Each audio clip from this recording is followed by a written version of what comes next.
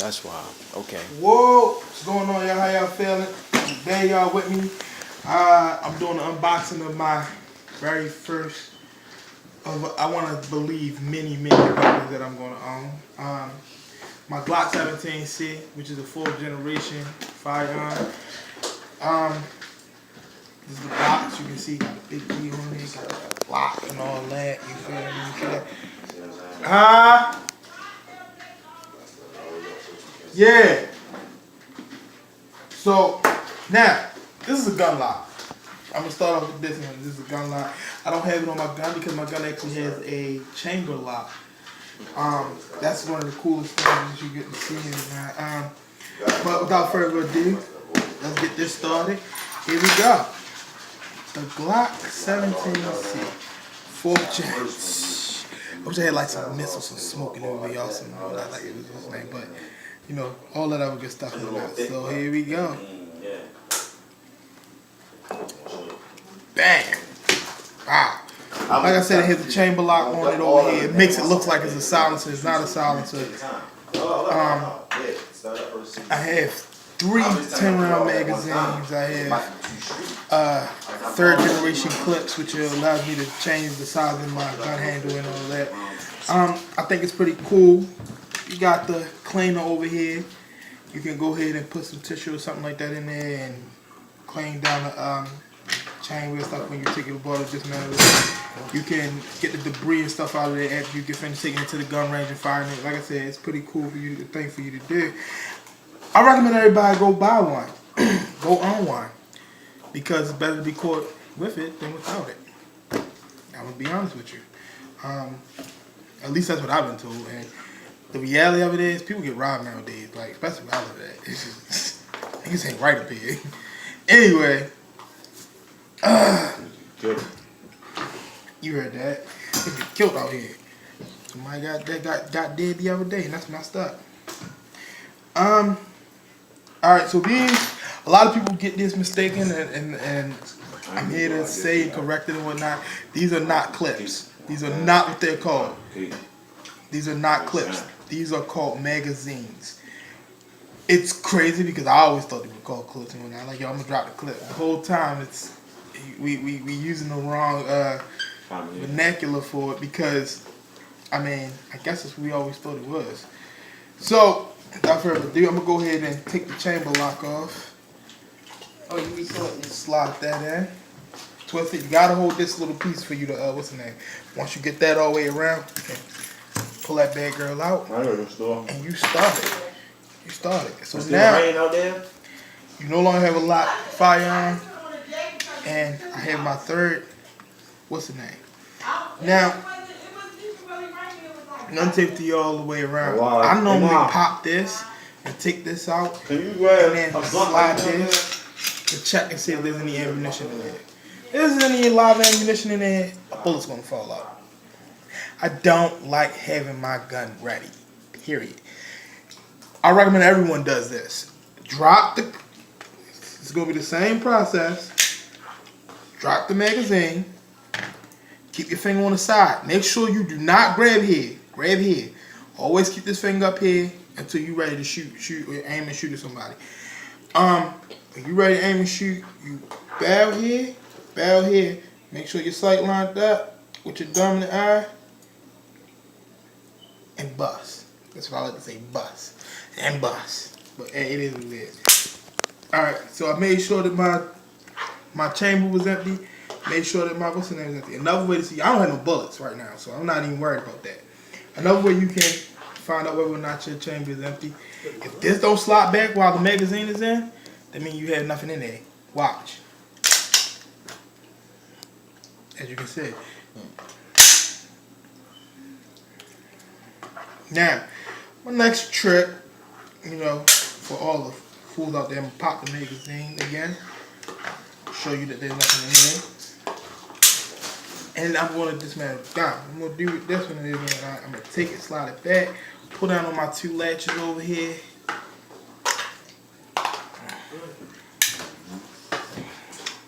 See, I got fingernails, so this doesn't work every single time I do it. It feels weird. Like my fingernails feel like they're being chipped and all that. But anyway, I got it off. I slide it down. My friend said you can break this down a little bit more. I don't really care to do that. It's lubricated, it's oiled and all that. Make sure that your stuff stays lubricated and oiled because you don't want this to be all dirty and rusty and messed up. You could have a backfire. You don't want that. Worst case scenario, the gun explodes and take your hand with it. Best case scenario is you get third, fourth, fifth degree burns. Actually, worst case scenario is that scrap in your face. But anyway, this is a fire pan, you know, spring bottle. You take that out. This is the chamber that the barrel that the gun goes in, that the bullet goes into. You slide it back, bullet slides in, bow, and then you ready. If I'm not mistaken. She want that shit gone. Nobody else will do it. She don't want to throw it away. She don't want to throw it away. No. Let's do this. Now, stay safe. You can wash the dishes.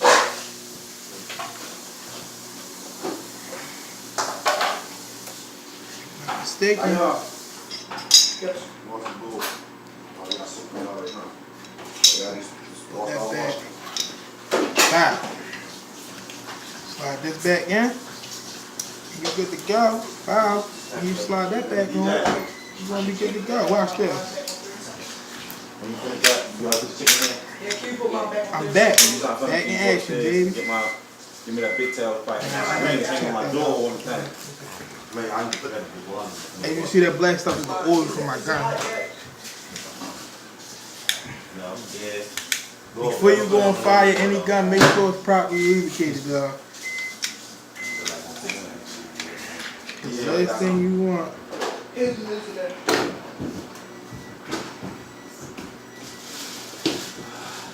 Yep, thanks. Is that something? I said 100. Yeah. Go on. It's cold.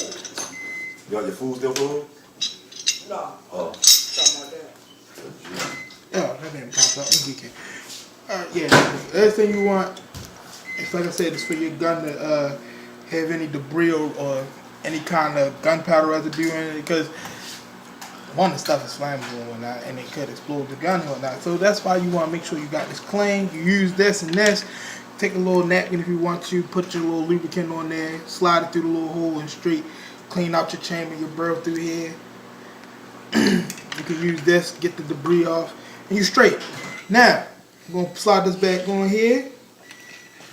Make sure it's lined up on the rails, because if it's not on the rails, you're going to end up having this part sitting up on top of something that you don't want it to sit up on top of.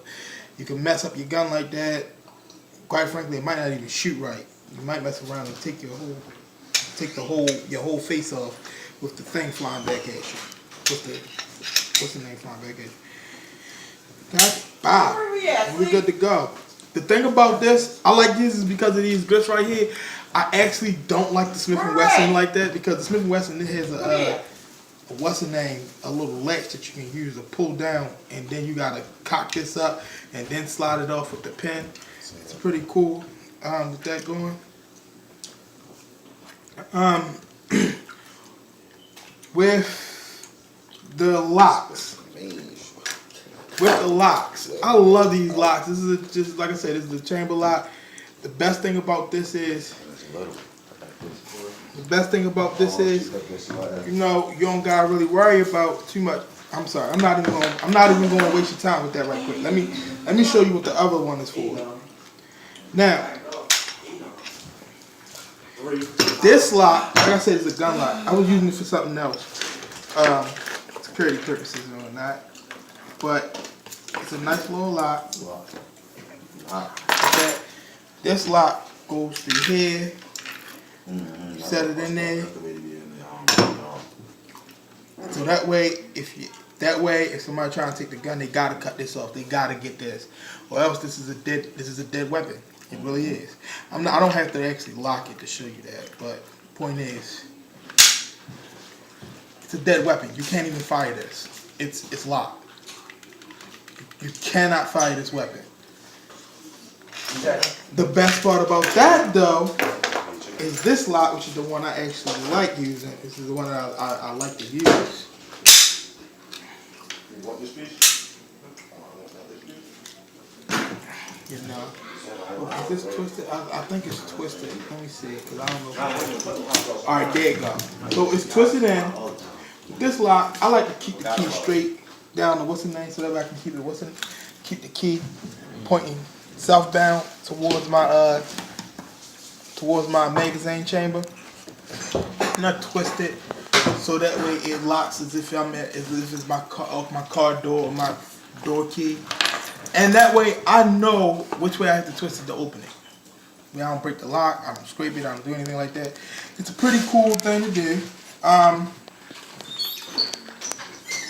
learning. I'm still learning about it and whatnot. Now, a lot of gun safety, like I said, fingers, make sure it's always out here. Always. I watched a video about a DEA agent, I can't remember what's the name, who shot himself in the foot. Go shows you. Don't get reckless with these. Worst thing you could possibly do. And you will always have a nice and safe day if you continue to practice these methods. I normally don't pull the trigger until I make sure the entire thing is empty. That's like I said, pop the magazine, then pop the bullet. I.e., pull that chain back, let the bullet come out. Pop the magazine and you straight. These are not toys, not to be played with.